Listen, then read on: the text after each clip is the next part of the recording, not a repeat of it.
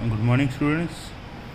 Last chapter में हमने जो था लोकोमोशन एंड मूवमेंट, हमने लास्ट चैप्टर कर लिया, फिनिश हो गया। आई थिंक सभी को समझ आ गया होगा, क्योंकि अभी तक किसी ने डाउट्स नहीं क्लियर किए, तो आई होप कि सबको समझ आ गया होगा। और आप सभी ने क्वेश्चन आंसर भी मैंने दिए थे, वो भी सॉल्व कर लिए होंगे। तो इसके लिए हम आगे बढ़ते हैं अभी नेक्स्ट चैप्टर के लिए, न्यूरल कंट्रोल एंड कोऑर्डिनेशन। तो ये बहुत ही एक इम्पॉर्टेंट टॉपिक है, न्यूरल कंट्रोल एंड कोऑर्डिनेशन, जो लोकोमोशन एंड मूवमेंट के बाद इसका रोल आता है, न्यूरल कंट्रोल एंड कोऑर्डिनेशन का। As you know, the function of organ और organ system in our body must be coordinated to maintain homeostasis. हमारी बॉडी के जो ऑर्गन्स हैं या ऑर्गन सिस्टम है, वो एक कोऑर्डिनेटेड मैनर में काम करते हैं, मिलजुल के काम करते हैं, ताकि होम्योस्टेसिस मेंटेन हो सके। अब ये होम्योस्टेसिस क्या है? होम्योस्टेसिस होता है maintenance of internal environment of the body. हमारी बॉडी का जो अंदरूनी इन्वायरमेंट है, कितना पानी है, कितना टेम्परेचर है, ये सभी चीज़ें, इसको हम होम्योस्टेसिस बोलते हैं। तो इसको कौन कंट्रोल करता है? ऑर्गन एंड ऑर्गन सिस्टम मिलके कंट्रोल करते हैं। Coordination is the process through which two और more organs interact and complement the function of one another. Coordination क्या होता है? एक ऐसी प्रोसेस है जिसमें दो या दो से ज़्यादा ऑर्गन्स मिलजुल कर कोई बॉडी का एक स्पेसिफिक फंक्शन करते हैं, या फिर कोई अदर फंक्शन को सपोर्ट करते हैं, कोऑर्डिनेट करते हैं। For example, when we do physical exercise, the energy demand is increase to for maintaining an increase muscular activity.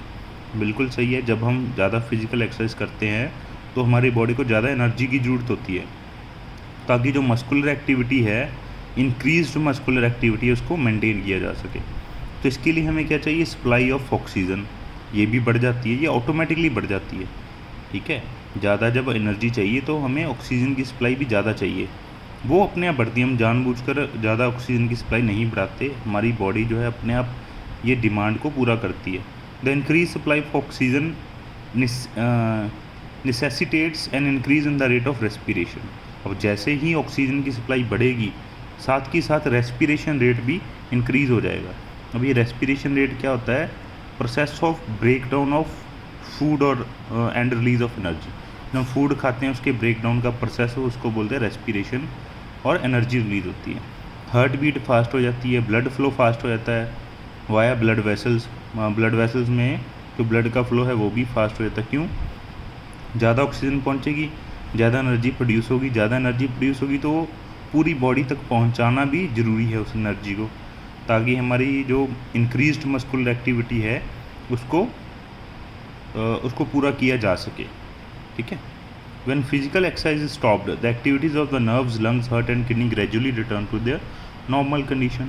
और जैसे ही जो हमारी फिजिकल एक्सरसाइज है वो स्टॉप हो जाती है, तो साथ ही नर्व्स, लंग्स, हार्ट, किडनी ये अपने नॉर्मल पोजीशन पे आ जाते हैं। मतलब पोजीशन नहीं, नॉर्मल कंडीशन कह सकते हो, नॉर्मल कंडीशंस पे आ जाते हैं, नॉर्मली काम करने लग जाते हैं।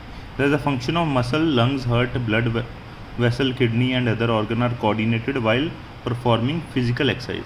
तो यहाँ से क्या पता लग रहा है कि जो हमारे मसल्स हैं, लंग्स हैं, हार्ट है, ब्लड वेसल्स हैं, किडनी है, ये सारे ऑर्गन्स जो हैं मिलजुल कर काम करते हैं। ओके। इसी के साथ साथ हमारी बॉडी के अंदर एक neural system and endocrine system भी होता है, जो मिलजुल के काम करता है, और हमारी बॉडी और ऑर्गन्स के सभी जो काम हैं, उनके सभी जो एक्टिविटीज़ हैं, उसको कंट्रोल करता है एक सिंक्रोनाइज्ड फैशन के अंदर। सिंक्रोनाइज्ड होता है मिलजुल के एक कॉमन काम करवाता है। The neural system provides an organized network of point to point connection for a quick coordination. Neural system जो है हमारा, ये क्या करता है? पॉइंट टू पॉइंट कनेक्शन हमारी बॉडी के अंदर बनाता है, ताकि क्विक कोऑर्डिनेशन हो सके। पूरी बॉडी के अंदर पॉइंट टू पॉइंट कनेक्शन बने हुए हैं, ताकि साथ के साथ एक्शन जो है लिया जा सके कोई भी। The endocrine system provide chemical integration through hormones.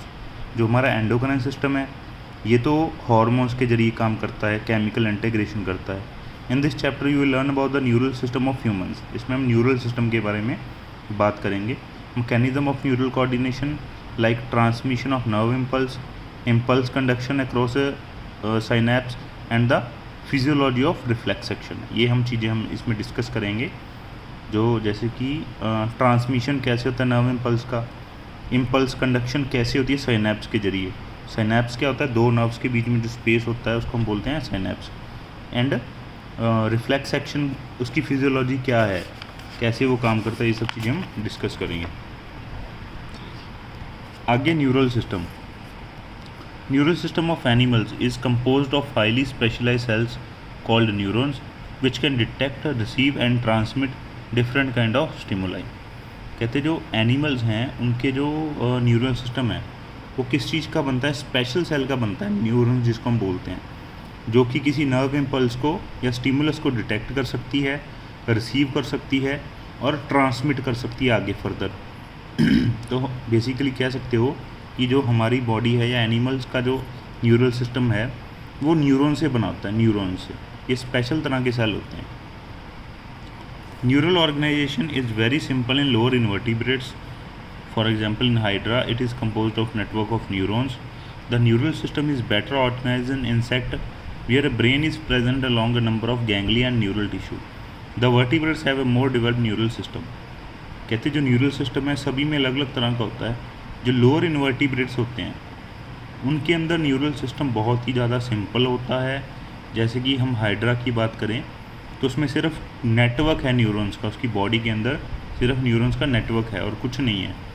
Neural system जो है इंसेक्ट के अंदर और ज़्यादा बेटर है, जैसे कि उनके पास एक ब्रेन होता है और बहुत सारे गैंग्लिया एंड न्यूरल टिश्यू होते हैं। गैंग्लिया जहाँ पे बहुत सारे न्यूरॉन्स इकट्ठे होते हैं उसको हम गैंग्लिया बोल देते हैं।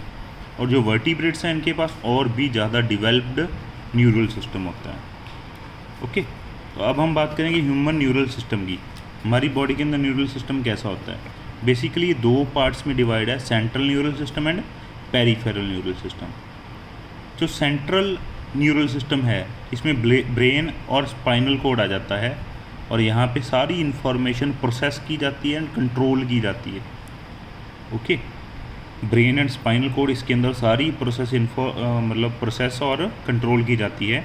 पेरिफेरल नर्वस सिस्टम के अंदर सारी नर्व्स आ जाती है ब्रेन की, including CNS, cranial nervous system, या सेंट्रल नर्वस सिस्टम। जो ब्रेन एंड स्पाइनल कोड की जो नर्व्स हैं वो सारी इसमें आ जाती हैं पेरिफेरल नर्वस सिस्टम के अंदर। मतलब एक तो इसके अंदर जो बॉडी की हमारे नीचे जो गर्दन से नीचे जो सारी नर्व्स हैं वो आ गई, और जो ब्रेन के अंदर नर्व्स हैं वो भी इसके अंदर आ गई। The nerve fibre of PNS of two types. जो नर्व फाइबर दो तरह की होती हैं अब, एक तो अफरेंट फाइबर और एक ईफरेंट फाइबर। इसको ध्यान से समझिए। जो तो अफरेंट फाइबर है, afferent, okay, afferent nerve fiber transmit impulse from tissue organ to the central nervous system. Afferent आ रही है मतलब ये ब्रेन की तरफ आ रही होती हैं अफरेंट फाइबर्स, मतलब जो ये हमारे टिश्यू या ऑर्गन्स हैं वहाँ से मैसेज लेके हमारे सेंट्रल नर्वस सिस्टम तक आ रही हैं, ब्रेन तक आ रही हैं। और जो इफरेंट फाइबर है, एग्जिट, वो ब्रेन को एग्जिट कर रही हैं, जा रही हैं बॉडी के पास। Efferent fiber transmit regulatory impulse from the central nervous system to the concerned peripheral tissue or organ. Okay, और जो efferent फाइबर है ये ब्रेन से मैसेज लेके जा रही हैं टिश्यू या ऑर्गन तक। आगे पेरिफेरल नर्वस सिस्टम भी दो तरह का है, somatic neural system and autonomic neural system. अब जो सोमैटिक न्यूरल सिस्टम है relays impulse from the central nervous system to skeletal muscle. Somatic neural system जो है ये इम्पल्स को सेंट्रल नर्वस सिस्टम से उठा के स्केलेटल मसल तक लेके जाता है। और जो ऑटोनॉमिक न्यूरल सिस्टम है ये सेंट्रल नर्वस सिस्टम से involuntary organs and smooth muscle तक लेके जाता है। जो हमारी बॉडी के इनवॉलंटरी मसल हैं या स्मूथ मसल हैं वहाँ तक नर्व्स कौन लेके जाता है? Autonomic neural system. The autonomic neural system is further classified in sympathetic neural system and parasympathetic neural system. और फिर आगे जो ये ऑटोनॉमिक न्यूरल सिस्टम है ये दो पार्ट्स में डिवाइडेड है, सिंपैथेटिक एंड पैरासिम्पैथेटिक। ओके, ये दोनों एक दूसरे के अपोजिट काम करते हैं। पैरासिम्पैथेटिक अगर हार्ट रेट को इंक्रीज़ करेगा तो ये डिक्रीज़ करेगा, ये इंक्रीज़ करेगा तो ये डिक्रीज़ करेगा। ओके, तो ये तो हमारा न्यूरल सिस्टम के बारे में। कल हम करेंगे neuron as structural and functional unit of neural system. ये सभी आपने ये टॉपिक वैसे तो किया हुआ है 10th में, लेकिन हम दोबारा इसको कल करेंगे। Thank you.